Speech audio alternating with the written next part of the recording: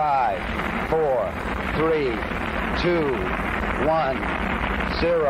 All engine running. Liftoff. We have a liftoff. Hello, space enthusiasts. Did you ever wonder why we don't produce solar energy in space? Well, you're in luck. Space-based solar power is this week's topic. And I have a great guest. Dr. M.V. Coyote Smith is a professor of strategic studies at the Air University's School of Graduate Professional Military Education. And he has been looking at space-based solar power for a long time. So let's hear all about how it works and how we finally make it happen. As always, feel free to email us your questions or comments on the episode at spacebusinesspodcast@gmail.com or post them on our Twitter, which is podcast_space. And if you do enjoy the show, please leave us a review and/or a rating on your favorite podcast platform so more people can find the podcast. Now, here are a couple of short messages from our sponsors. Then please enjoy my conversation with Coyote Smith. My name is Raphael Rotkin, and I'm an investor and advisor to space companies. Just as a reminder, this podcast is for informational purposes only, and nothing should be taken as investment advice. This podcast is sponsored by Nano Avionics, a satellite manufacturer and mission integrator. Their technologies enable many space companies worldwide to offer services that improve life right here on Earth, such as providing global connectivity, conducting Earth observation, or contributing to scientific discoveries. Check them out, and also check out my episode with their CEO and co-founder. Sadly, I am not a rocket scientist, but I'm an alumnus of the International Space University. ISU offers a number of educational programs about space worldwide. Check them out at isunet.edu. Well, everybody, I'm here today joined by Dr. M.V. Coyote Smith. Hi, Coyote. How are you doing? Hi, Raphael. How are you? Yeah, it's great to be here. Thank you for having me. Thanks for doing this. And you realize, of course, the first question was always going to be, where does the Coyote come from? Is that like an Air Force pilot call sign or something? Yes, that actually is. I spent 30 years on active duty in the Air Force, and in my first year, I spent it in pilot training. And short story made out of a long story. On my first solo in a jet, I was coming in for a landing, and everything was perfect until a coyote in Texas stepped out onto the runway. It freaked me out. It freaked the coyote out. It freaked out the people in the air traffic control tower. And I had to do a go-around, and it was an ugly go-around. But short story, I kept my thumb on the transmit button, and I was providing live commentary using no uncertain language as I was going around the traffic pattern to recover. When the student realized he'd made the comments live, he was embarrassed. So I landed, and they threw me in the solo tank, and they baptized me Coyote right there. When I say they threw me in the solo tank, one of the traditions in the American military is whenever you do anything good, they take you and they throw you in a big tub of water just to keep you humble. That sounds like a good tradition. As somebody who enjoys taking cold showers every day, I actually sympathize with that. Okay, so there's a Coyote origin. It started poor Coyote, probably chasing a roadrunner, and you kind of messed up the chase. Yeah, it was that part of the country. Yeah, they do that. Okay, so how did you go from that part of your Air Force career to space-based solar power, which is the topic we shall be discussing today? Wow, that's a very great story. All of us, most of us anyway, we start our careers thinking we're going to, in my case, be a fighter pilot, and that was going along well. But I came down with a sickness called labyrinthitis. I know, I have it as well. Yes. Ears ringing and sort of problems with balance and dizziness. Very annoying. And they decided that, you shouldn't be dizzy and flying airplanes at the same time. And I absolutely support that policy. So I wanted to stay in the Air Force, and the Cold War was on, and they needed brave, young, handsome men such as myself standing the line against the curse of the Soviet Union. This was back in 1986, 87. Oh, you're right there in like Top Gun period. So this is...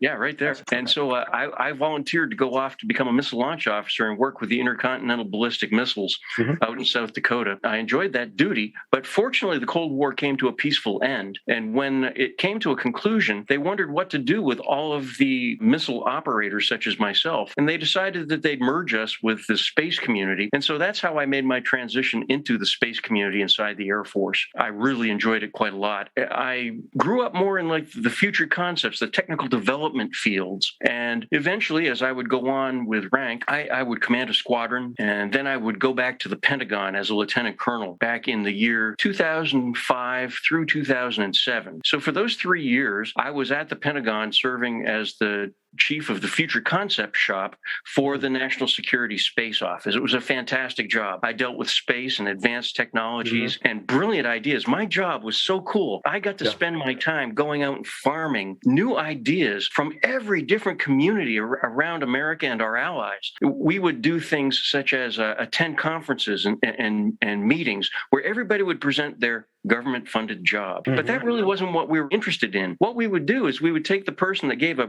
relatively interesting presentation and we'd go out for drinks afterwards and we'd say, where do you think this technology is really going? What excites you? And suddenly these people, these engineering-minded type of people who were kind of bland when they gave their presentation, suddenly they would light up and start speaking with their hands. And you knew that you had hit the mother lode of information. And they would just give you the most incredible ideas on how to advance spacefaring for humanity. And one of the things that we did with that project, we would do what Jules Verne did back in the 1800s.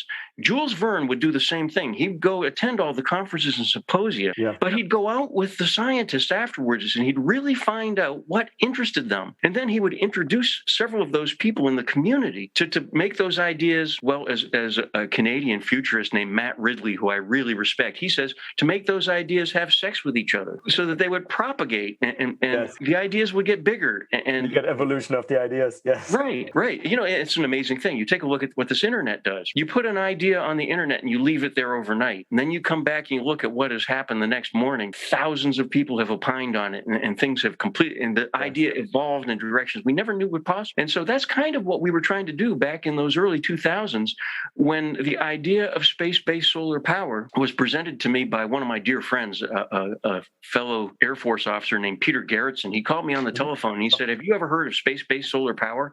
No. And he pitched the idea to me, and I thought to myself initially, that's foolish. I thought it was a stupid idea. Why did you think that? Well, I thought it was stupid because I figured there were so many other better earthly alternatives. Right. You thought like we have really good, I don't know, nuclear power, hydropower. You're like, why do we have to like build a giant space like satellite or something? Yeah. I mean, why do we need to go to that expense? We were talking about methods of creating clean coal combustion and cleaner oil combustion, et cetera. And those were other projects that I was looking at for the Department of Defense at that time. Was clean coal, clean oil, clean, less threatening nuclear, some of these little reactor containers that can be put into communities that simply power cell the little community. It's amazing what can be done with energy. But when you said space-based solar power, I'm sitting there thinking to myself, the limitations that we have on spacefaring. You know, the International Space Station is a massively expensive endeavor. It truly is. Sure. Building it was unbelievably expensive. We had to have, given the technology that we had to build the space shuttle. And the space shuttle was costing us over $1 billion a launch. Yes, I remember. Yes. Oh my that gosh. cost overruns, fewer launches than people expected at the beginning of the 70s when it was approved.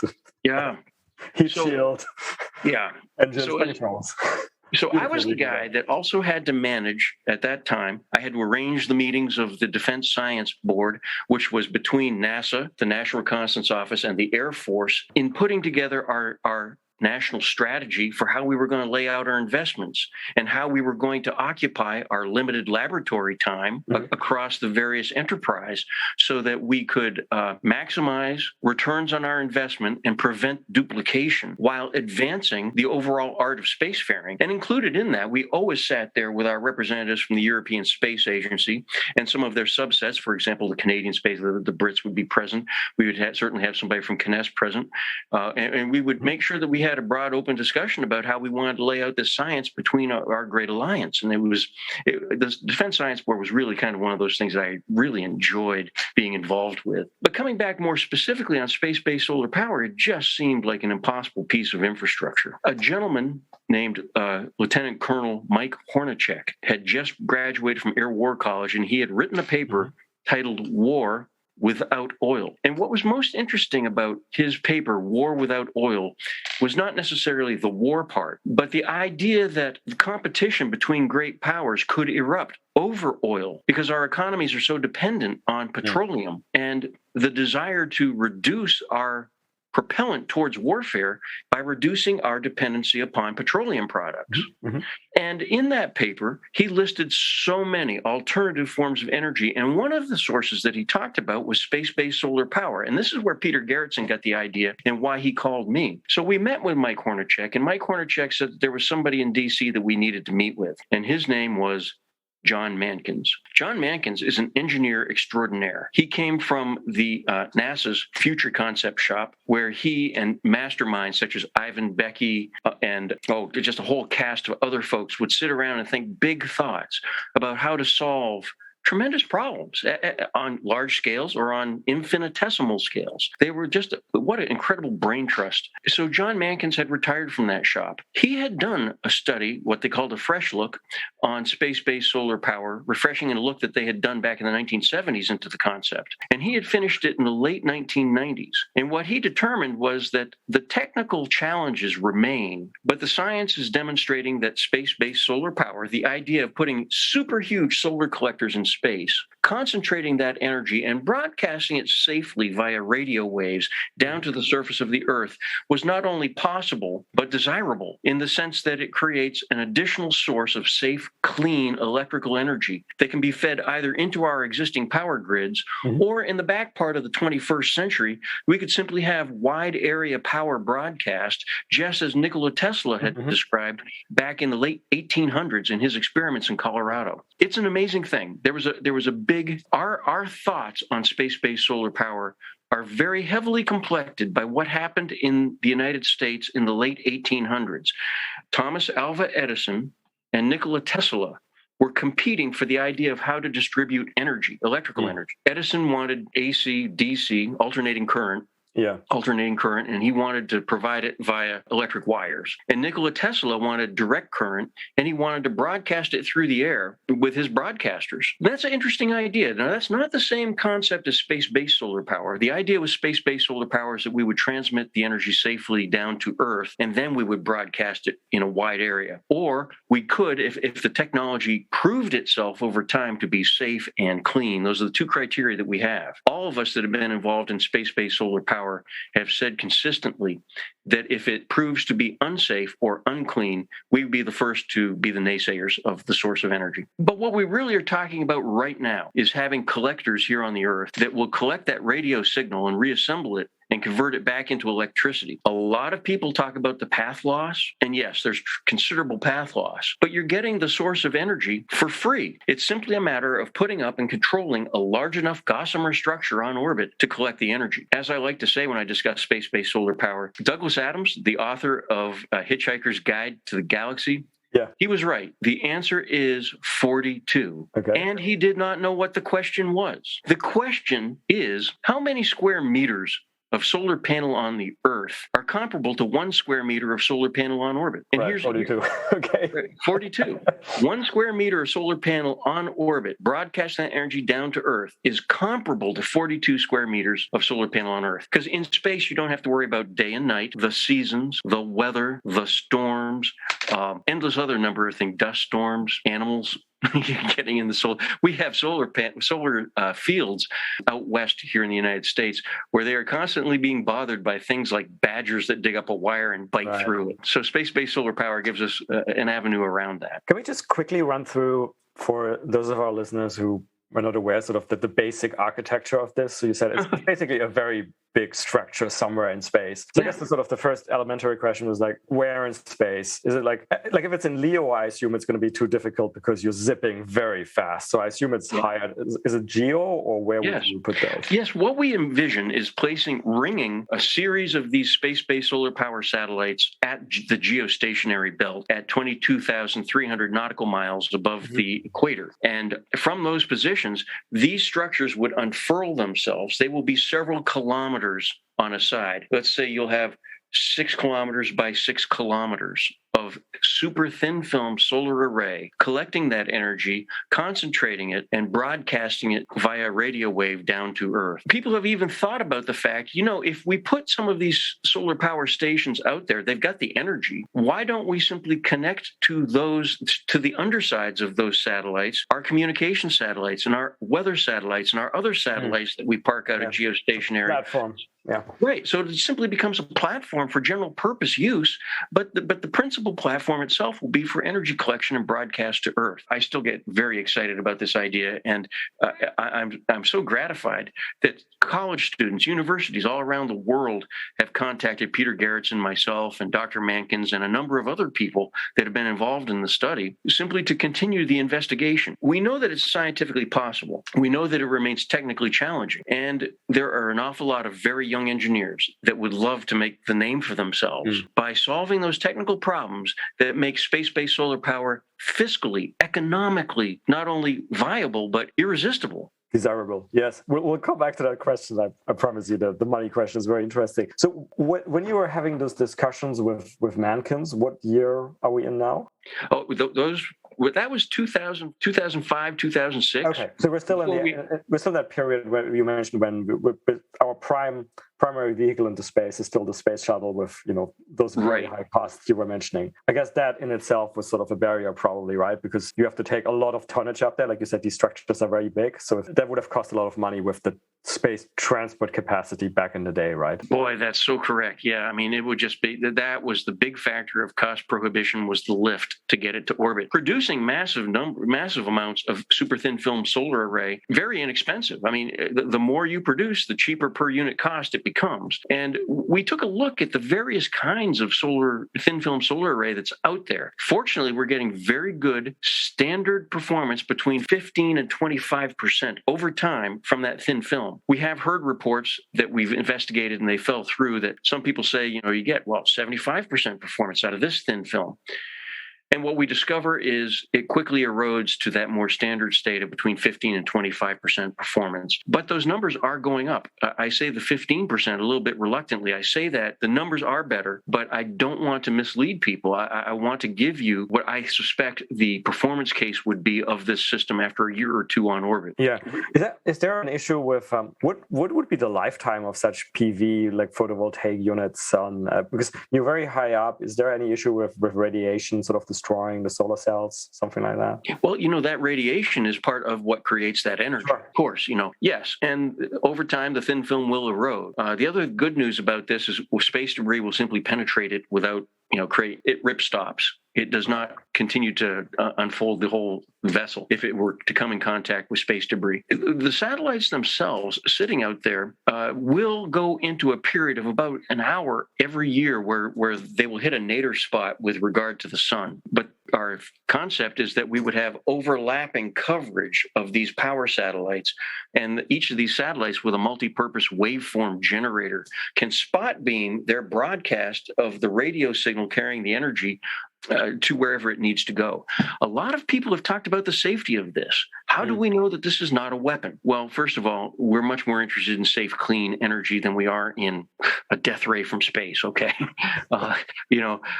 We said in our study, we did, when we finally were convinced to do the space-based solar power study, my General Jim Armour, he directed me, gave me 5 months and no budget to do space-based solar power. And that was exactly the right money point. He wanted my plan overnight on how I was going to do this study. And I went back to him the next day and I said, General, we don't have a budget and I can't find the type of scientists and engineers that work for free. But I do have friends. I do have the internet. And if you let me do this on the internet with emails going back and forth, I can make a couple of what at the time Google provided a little platform called Google Groups.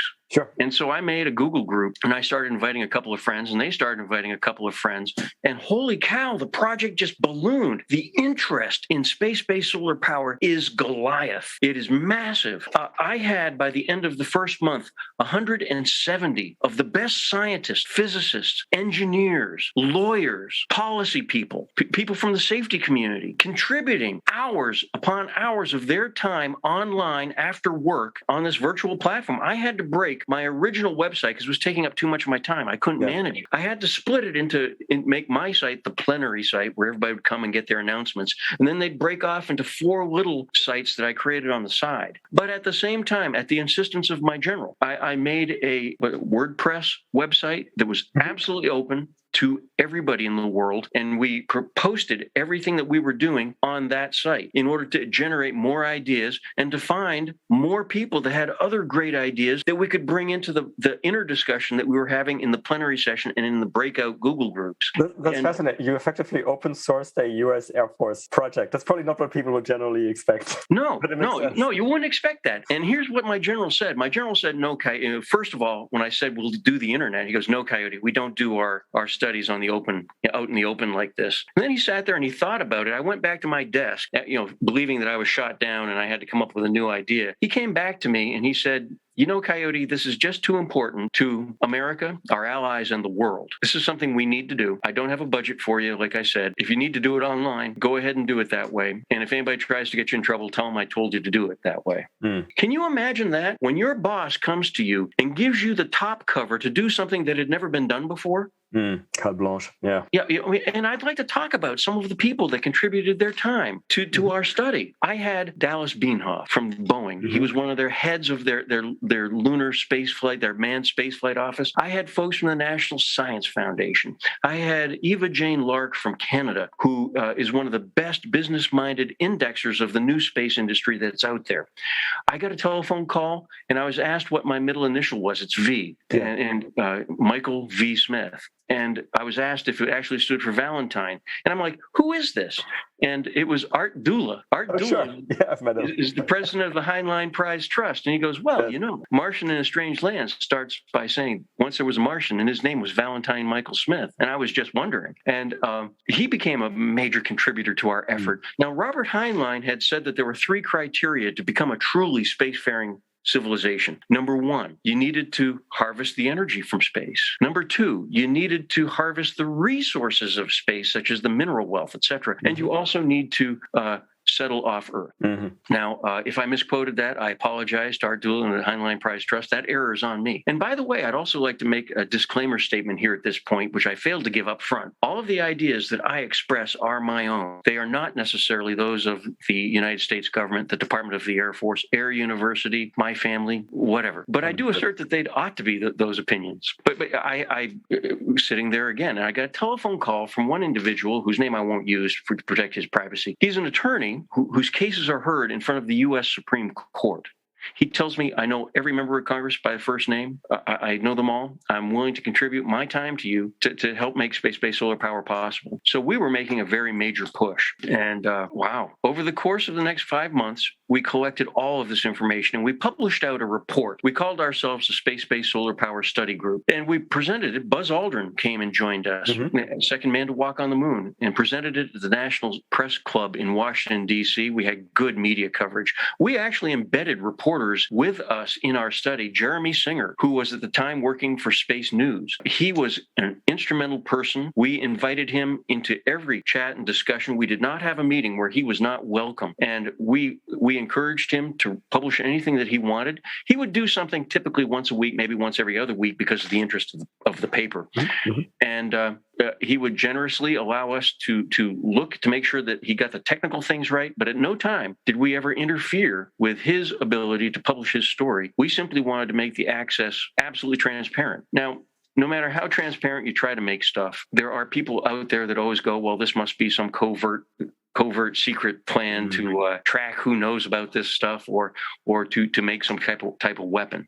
And the answer to that is no, it wasn't. But the problem is you can't convince people otherwise. You'll notice that the Air Force did not pursue this. Well, I was going to go there. So we are, from what you said before, I'm guessing we're still sort of in the mid or late 2000s, right? Yeah. And it seemed like there was a lot of excitement and all of these people involved and on the internet. And what happened?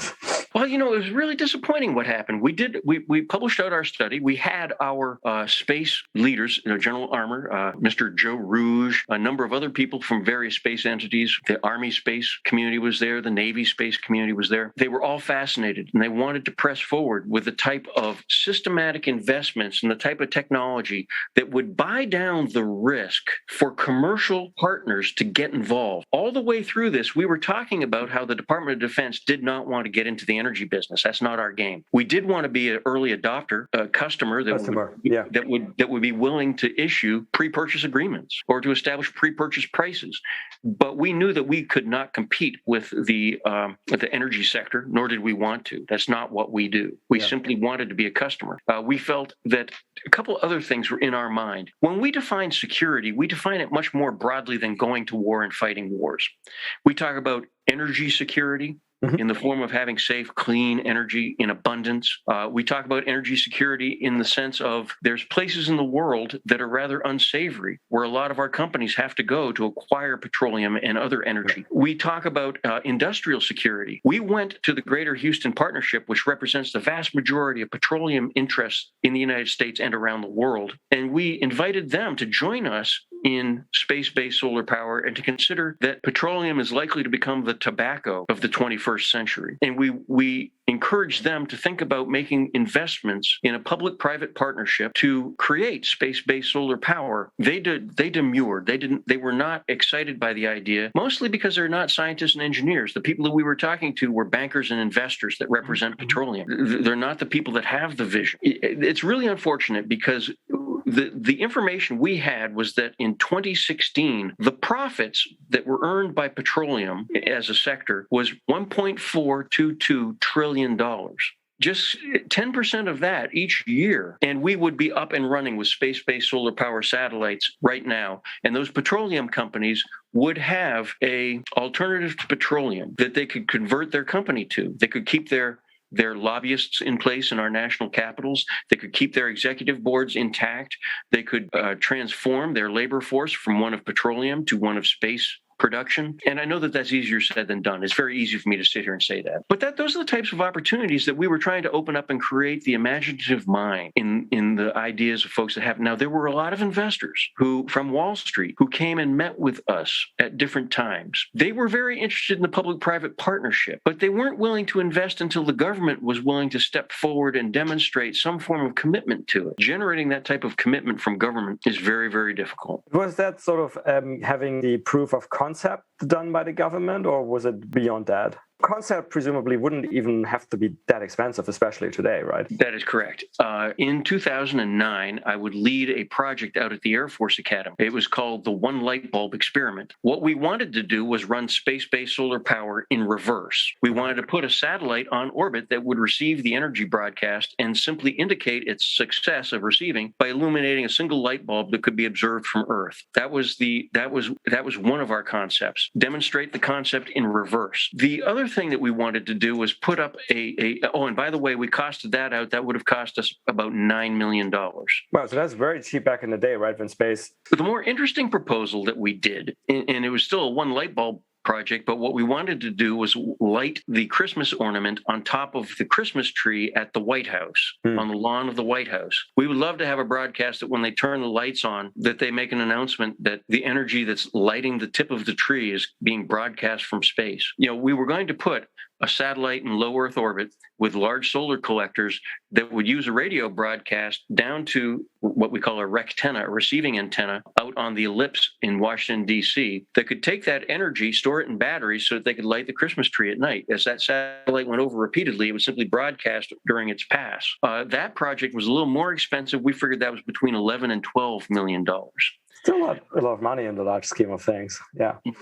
No. And now, space-based solar power warrants another study on the scale that we did that one. It really does. Launch costs have entirely changed. We see vehicles coming out of SpaceX that are not only reusable stages, but you also see that there's Starlifter. Holy shit. Yeah, Starship works 100 tons to, actually, I don't know what the cost to Geo is, but to low Earth orbit, we're talking like a few $100s, right? Yeah. It works.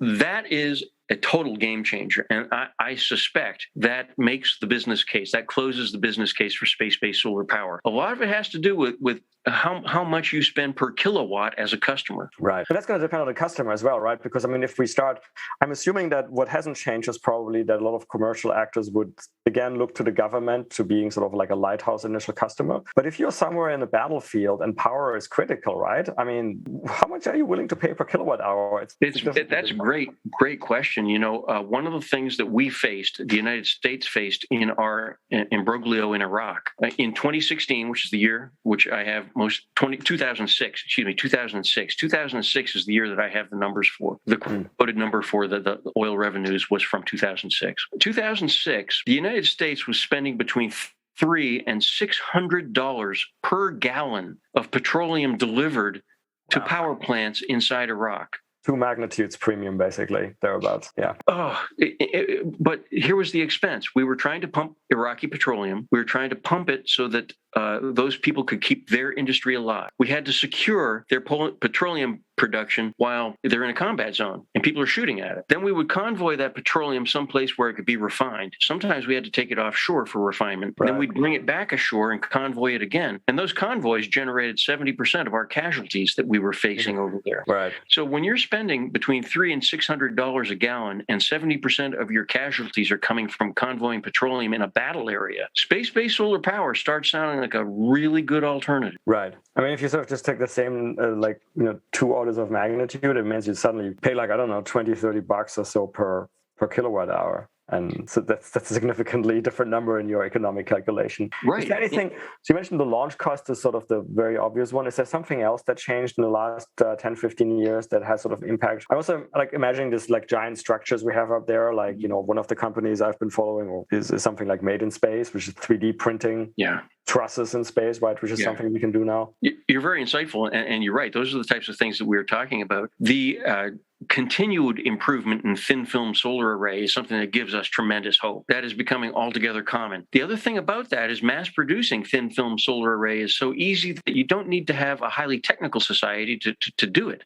Once you have the fabrication stuff lined up and supplied, you can have a relatively low-tech workforce cranking out this thin film solar array. We're continually working on that aspect of it.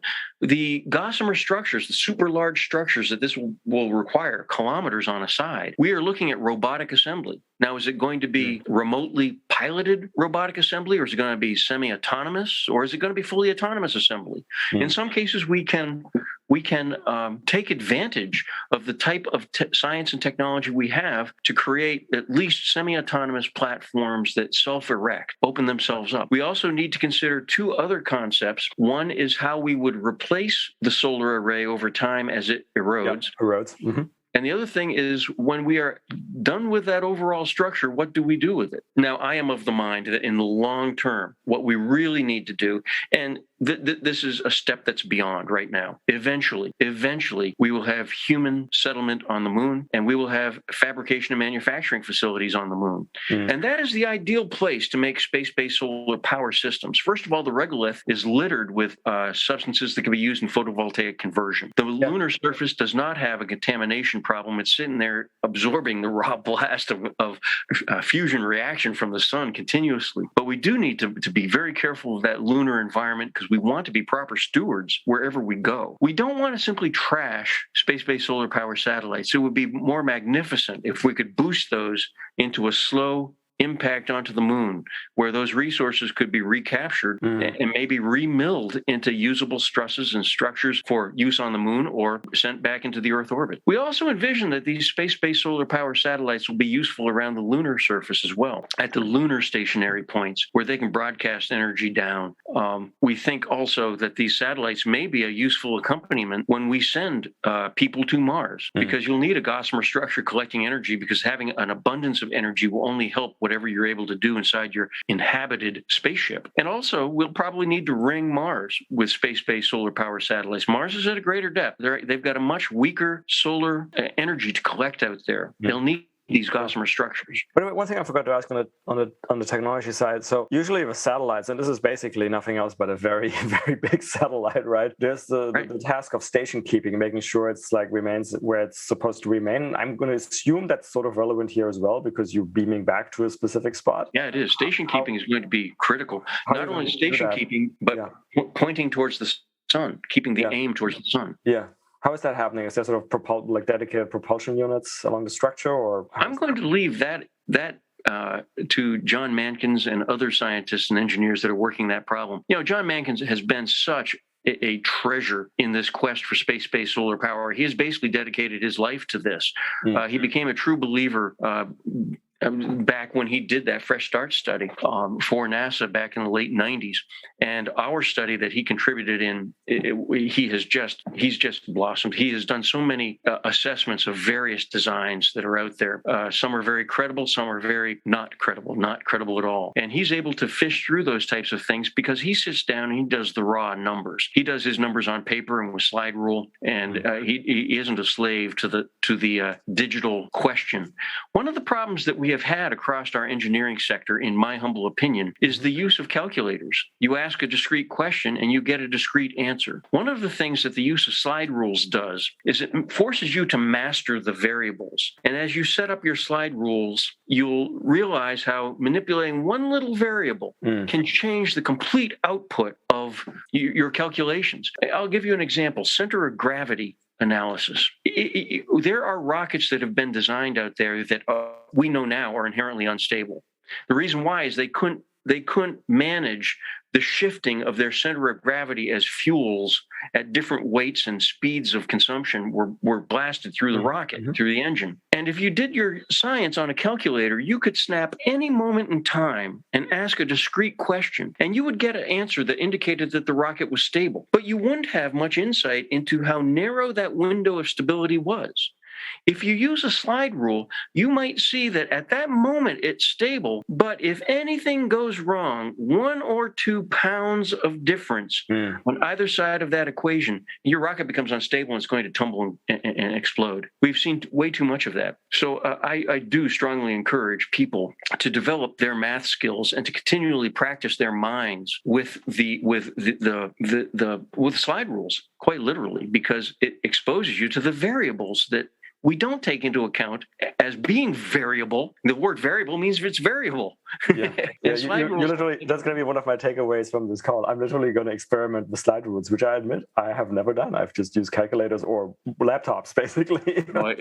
It's wonderful. And in fact, you can get a lot of really hyper accurate slide rules for your mobile apps, for your phones and stuff like that. Okay, so now you talked about 2006, and we're we're in the late 2000s. Okay, let's fast forward, which to some extent we've already done, right? Because we mentioned Starship and the 3D printing potentially in space and things like that.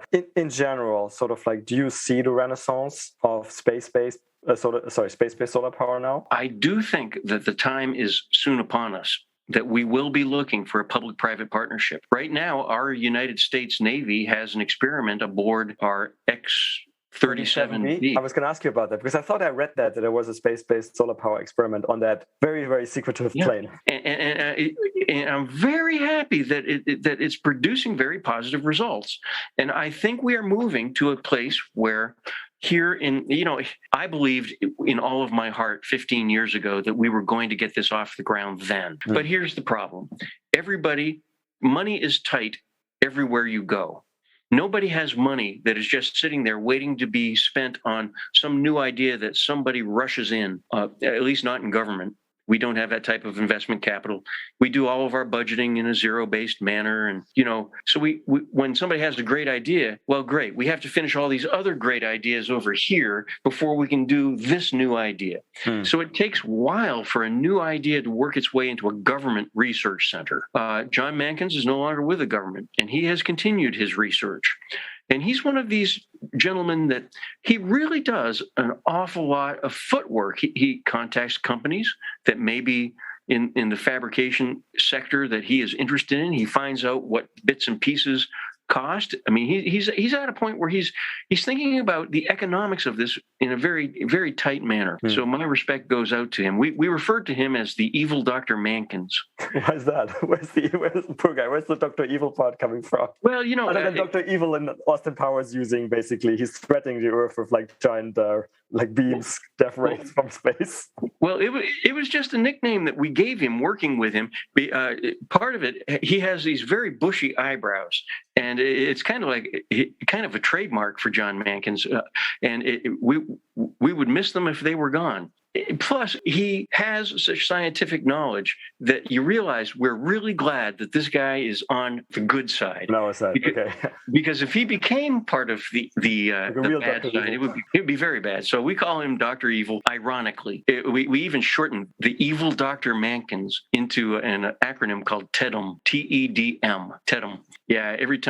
Anytime you get to meet a gentleman, somebody with the engineering prowess that he has, and with the vision, you need to spend time and talk with him because he's just wonderful. Okay, so you've already indirectly touched upon sort of the funding question, but so now that it seems that various of the components we need, we've made a lot of technological progress. The cost numbers look much more favorable than they looked 10, 15 years ago. Still, this is a very expensive endeavor. And I'm not talking about sort of the demo mission, but really putting whatever the right size is, gigawatt type, facility up there. It's going to be a very big investment. Do you have a hunch of how this should be financed? Should it be for example, I give you some options. Should it be entirely government-led by, and you talked about these entities before, DOD, which part of the DOD? DARPA, DOE? Should it be like SpaceX style, a very motivated billionaire who wants to leave a legacy, but, assisted by government money and contracts? Could it be, what's another option?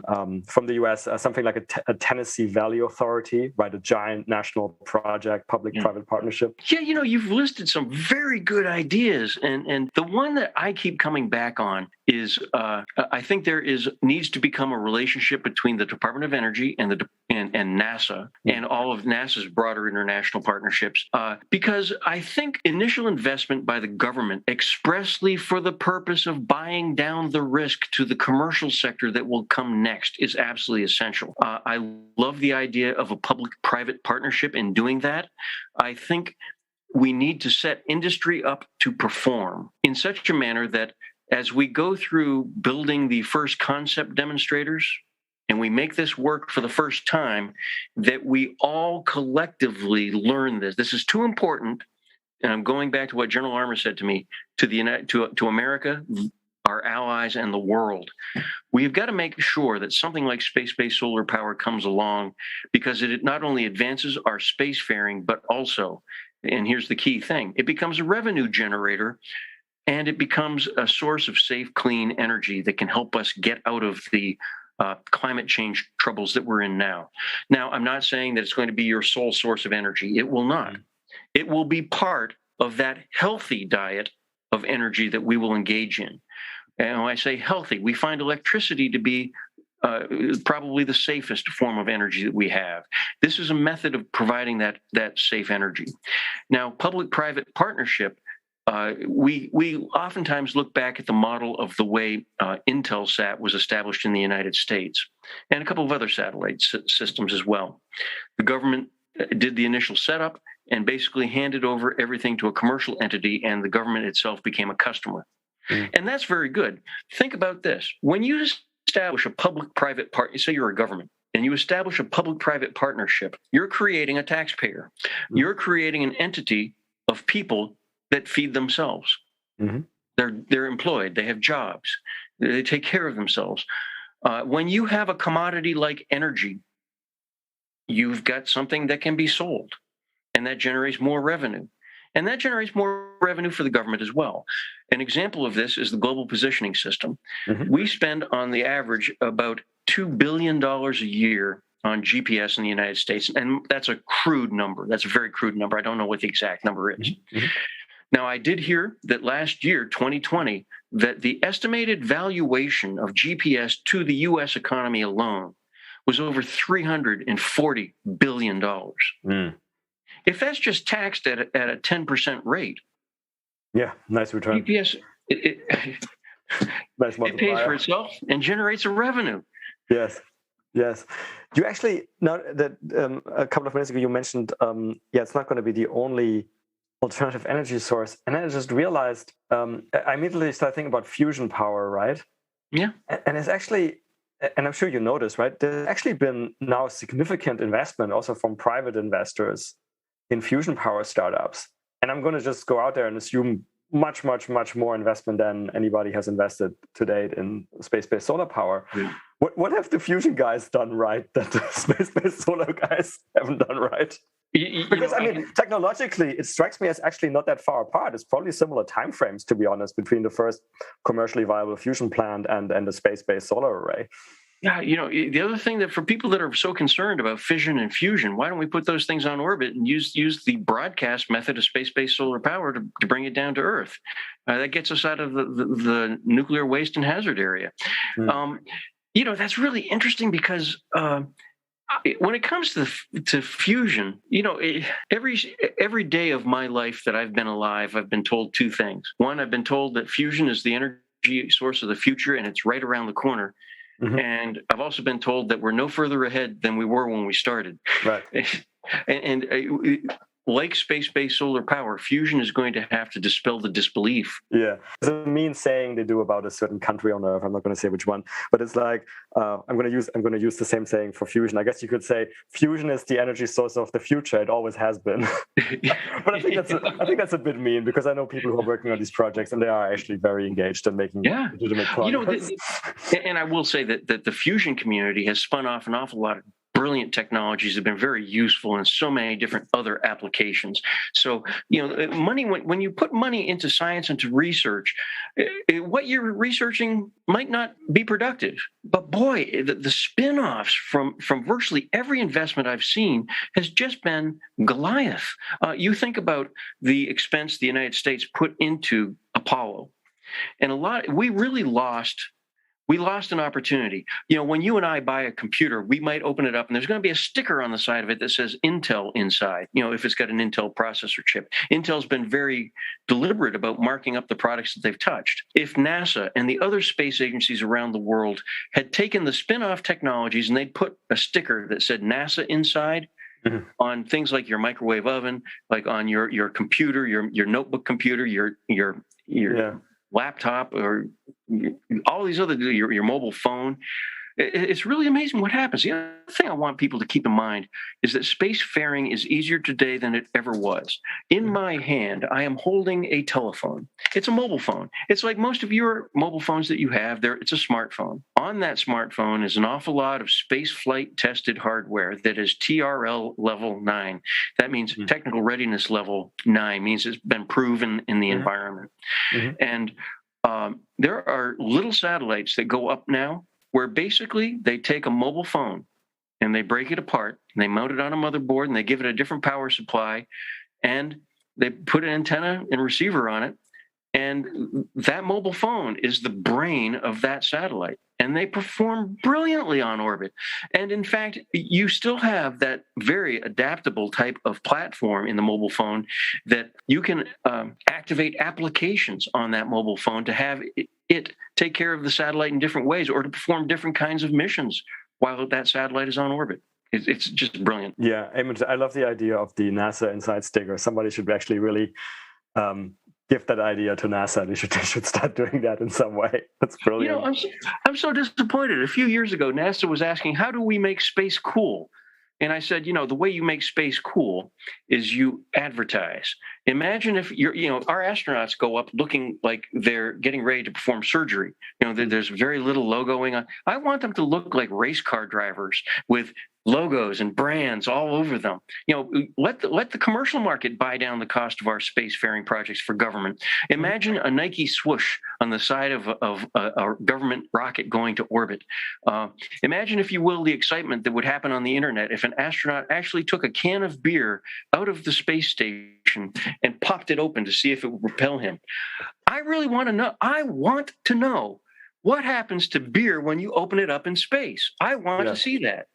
Yes, this is something that is important to me as a taxpayer. But I think we're getting slowly there, right? You had the Estee Lauder cosmetics on the ISS, and Tom Cruise supposedly will be up there soon.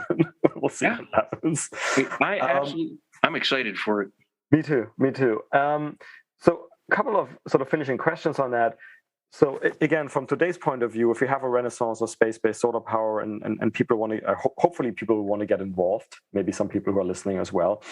So you mentioned when we were talking about the experiments on the X-37B, the space plane, the US Air Force space plane, which has generally got a very secretive endeavor. But you mentioned there were results. I mean, how accessible are sort of like more up-to-date results? Is it still the same as your commanding officer back in the day said, like everything's open sourced, or has that part changed? The obvious answer to that one is I don't know. I'm not directly involved with that. I'm merely a humble professor sitting at a university at this point.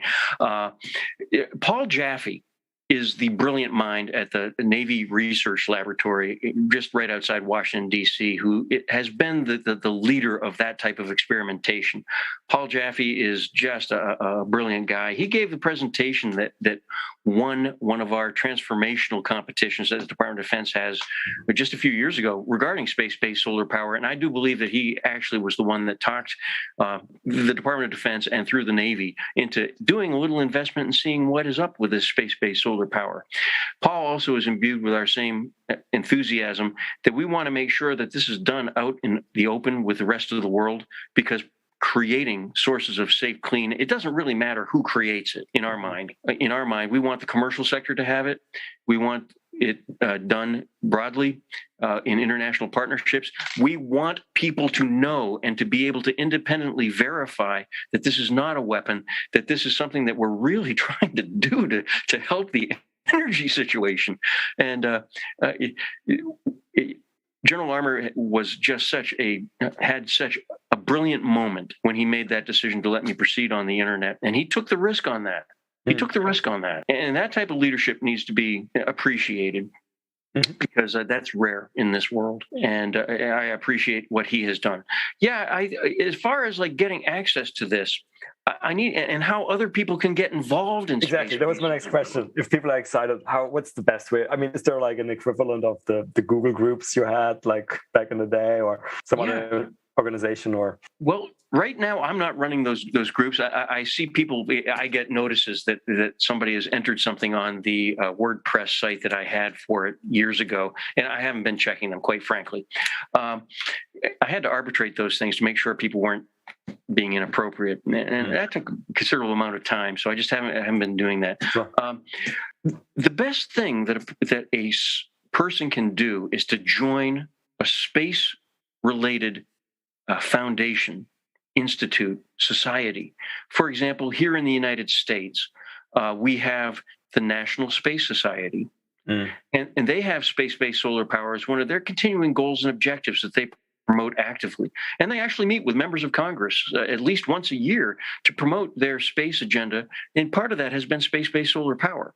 Another organization is the Space Frontier Foundation, which is dedicated to the new space commercial development of space.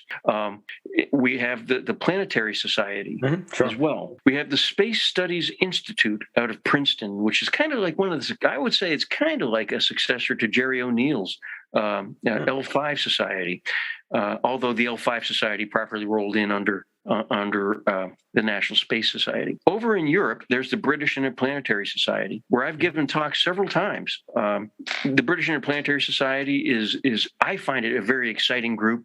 They were instrumental, of course, in promoting and advancing the idea of the British Space Agency, which now has stood up. And I really like working with those people. They're nice. And I'm sure in each country, there are space-minded people that would like to get involved in this and promote this.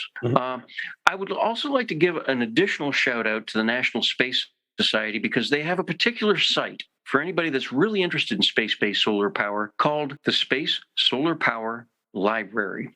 You can Google it online. The Space Solar Power Library, hosted by the National Space Society. It hosts all of the great studies that have been done. It does not, however, host all of the amazing student research that has been generated in the last 15 years on this topic. Every year, students out there get so excited by this idea. And I am sure that there are people out there that are chomping at the bit to be interns for companies that would like to explore or examine, or companies that would like to sponsor their research to come to a better realization about what the facts are about the challenges. If the business case was made and it was obvious, we would already be doing space-based solar power. So I'm going to assume that many of the challenges do remain. But I also think that there is going to be a gold rush of safe, clean energy provided by space-based solar power in the not-too-distant future. And I think those companies that are able to work convincingly with their legislative bodies to get the government stimulus and the public-private partnerships going, that they will become those energy barons of the next century. Yeah, and really statue of barons, like the railroad barons. It's a very, very, energy is one of the biggest businesses on earth, right? Right. So, Coyote, let me finish up a couple of questions which I'm curious about. So, back before you, I guess, when you got involved with space-based solar power, you were mentioning, I forgot what your exact title, in some role at the military, where you were looking at sort of innovative technologies in general. Yeah. So we've been spending most of the hour now talking about space-based solar power, but is there anything else we should be thinking about that you find very exciting on the horizon? Oh, yeah. There's so many things that I find just so incredibly exciting about space and things that are getting ready to happen. Propulsion is absolutely a field that we need to spend much more time on. And I'm interested in non-chemical propulsion, things like ion drives. Roger Shire's concept of the electromagnetic drive, the EM drive, which physicists will tell you it won't work, but an engineer will set it up on a test stand and go, look, it's working. And we don't know how to explain some of these things. And I suspect we have developed some systems that kind of demonstrate that there's a little bit of slop in our concept of physics. I know that our mathematics that we've invented as a human construct to help us understand the universe remains a human construct. And I'm not entirely sure that those laws of physics are as rigid as we assume. I think just like, Johannes Kepler assumed the Earth was all heavenly bodies were perfect spheres that were evenly weighted. And we find out that no, the Earth's obloid, we've got a liquid core, the weight of the Earth shifts all the time. So I think when we take a look at the types of technologies that are bursting, on-orbit propulsion, electronic propulsion, is something I find really exciting because right now our satellites, unmanned or uninhabited rather, or inhabited, they're trapped in orbital mechanics. They kind of only go where orbital mechanics, and they maneuver in a way that only orbital mechanics will allow due to conservation of energy. If we find propellant sources that allow us to break out of the trap of orbital mechanics, we can go where we want to go when we want to go there and not have to wait for the big loop around the Earth or having to go out to the moon to change our orbit to be re-injected into the Earth's orbit here. Those are types of things that are really exciting. Other things, reusable rockets. Isn't it just great? You watch Elon Musk land a formation of rockets, and you see his young operators in his launch control center, and you see them, I think back to Apollo, when the average age of the person in the Apollo program was 26 years old, and Gene Kranz was in his 30s when he was the big mission director, correct? And those young, but they were all in white shirts with thin black neckties, and they all looked very sterile and very government. You look at Elon's, and it's like a rainbow of just large, small, every type of description of person you can imagine is there in Elon's control station. It's just exciting to see them get so excited when they stick a landing, as we say. And that's really exciting. I'm waiting for Jeff Bezos. I'm waiting for what comes out of Blue Origin. They've been very quiet and slowly growing. I mean, they kind of take the tortoise approach, and they test. And I'm anxious to see where their program goes. That's a guy, Bezos. That's a guy who's got a lot of things on his plate. I'm curious as well, because I mean, you mentioned Princeton and O'Neill, and obviously Bezos is a Princeton graduate and a huge O'Neill fan. So, ideal future, we may see some O'Neill type stations. Yeah. Some point in time in the future. But one of the things that strikes me is behind my shoulder here, you see a couple of figures. You'll see Wernher von Braun's picture hanging small above me, and I've got also Bernard Schriever. Bernard Schriever, of course, was the general who was in charge of our rocket and satellite program many, many years ago. Wernher von Braun and his team of people, and before him, Tsiolkovsky in Russia. These people had the vision that was almost complete, and we still haven't lived up to it yet. The vision has always been there. And a book that was written here at Air University by one of my predecessor professors, a guy named Donald Cox, along with Michael Stoiko. They both wrote a book together called Space Power, What It Means to You. And it was written just a couple of months after Sputnik when they published it. And it remains today the best elaboration, collective elaboration of all the little bits and pieces of things that we need to get done in order for us to become that spacefaring society that Robert Heinlein wrote about so convincingly. Yeah. The vision's there. We just need to get there. So I recommend that book. I'm a professor. I have to recommend a book. You're going to have to buy a used copy. Space Power, What It Means to You by Donald Cox and Michael Stoiko. I look it up. And while we're on books, and we mentioned science fiction a couple of times. That's how I always finish up these episodes, because most people I speak to, unsurprisingly, are fans of science fiction. Yeah. So what's your favorite? And it could be books or movies or TV series or anything. If it comes to books, Robert Heinlein is my favorite because he took the approach that you write about a normal life and you just create one little thread that's different, that you're able to go to space, and you play that out. And I just find that just really attractive.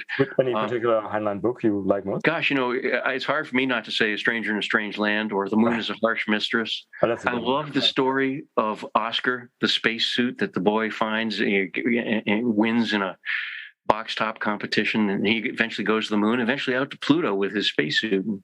That's really it's great. When it comes to science fiction shows, I'm always going to remain a Star Trek fan. Right. We get to watch all series of Star Trek every night here in Alabama. They start with Star Trek Classic, the original series, and they go through the Next Generation and Deep Space Nine. My interest in that is not necessarily the spacefaring, but it is the little bits and pieces of technology that they suggest in order to make lives better. Like a replicator. Yeah, like a replicator. Like the transporter. Somebody asked me in another interview a week ago, if I had any superpower, what would it be? And most people say they'd like to be able to fly. I don't really want to fly because then I'd feel kind of obligated to get involved in crime fighting, and I don't really think I'm the law enforcement type.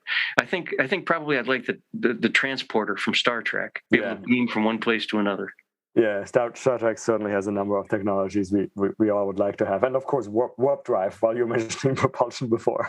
Yeah, as a tangential technology, one of the things that I've heard Ray Kurzweil speak about. Ray Kurzweil, of course, is a brilliant futurist. He wrote the book Singularity is Near, the Age of the Spiritual Machine. And he talks about a time where we will be able to download our consciousness straight online, that we'll be able to download our mental pathways, things that animate us. I went to some crazy conference in 2013. It was sponsored by a Russian billionaire, but that was basically all about let's by 2045, let's make it a reality that we can upload to a non-biological substrate. Yeah. It was basically 2 days on that. Yeah. But it's like you were talking about vision. It may sound crazy, but you need people like tossing around these ideas because, every once in a while you get a spin off and something. Well, he's been the chief engineer at Google now for quite a few years, since I believe 2012 or 2013. He's in a place where he's got the wherewithal to actually make a lot of his dreams come true. I find that just absolutely interesting, the idea that you can download yourself online and become an avatar. And I wonder whether or not your conscious would be like Tron, stuck in that video game, if you remember the old movie Tron. Yes, of course. Yeah. The other thing is that you could bring up your relatives on the holidays as avatars, that have passed on or deceased. And I think that's just really interesting. There's a lot of science fiction around that now. There's, I don't know if you're watching or read Altered Carbon. That's obviously where I recommend that. That's basically you're backed up in basically a disk or a drive or something that sits in the back of your head, and you basically can't die. You just switch bodies. Wow. And then also the other one that's exploring that. Do you know John Scalzi? That's another science fiction author. He writes some brilliant books, and there's one that's called Old Man's War, and it's basically they recruit older people and basically download them, put them into new bodies to use them as soldiers. This idea has been explored a few times, but it's very interesting, isn't it? Outstanding. Okay, Coyote. Well, thank you so much for coming on. Maybe we'll do this again in, I don't know, year or two just to see whether the renaissance of space-based solar power has actually happened. Because, it's as people sometimes say as a cliche, it doesn't happen until it suddenly happens, and then suddenly things can go very quickly. We're now talking about Starship potentially having an orbital attempt in the summer. And I think that will suddenly make a lot of people wake up to what it actually means that you have a transport capacity of 100 tons to lower Earth orbit. And that may, of course, be a key enabler of things like that. Can you imagine that? Wow. I'm so excited. Fingers crossed. It's going to be great. I get up, I watch my diet very carefully, and I exercise regularly because I want to see all this great stuff happen. I'm with you. Coyote, thanks a lot. It's been an absolute pleasure. And thank you. Take care. Well, that's it for another nominal episode of the Space Business Podcast. If you like this podcast, please consider giving it a 5-star rating on your favorite podcast platform, such as iTunes. You can follow us on Twitter at podcast_space. Also consider supporting us at www.patreon.com/spacebusinesspodcast. If the podcast got you interested in learning more about the business opportunities in the space economy, check out my new online course on space entrepreneurship on udemy.com. The link is in the episode description. Lastly, if you have any feedback, including ideas for guests, and that may include yourself if you have an exciting space story to tell, or interested in being a sponsor, drop us an email at spacebusinesspodcast@gmail.com. I look forward to seeing you for the next episode.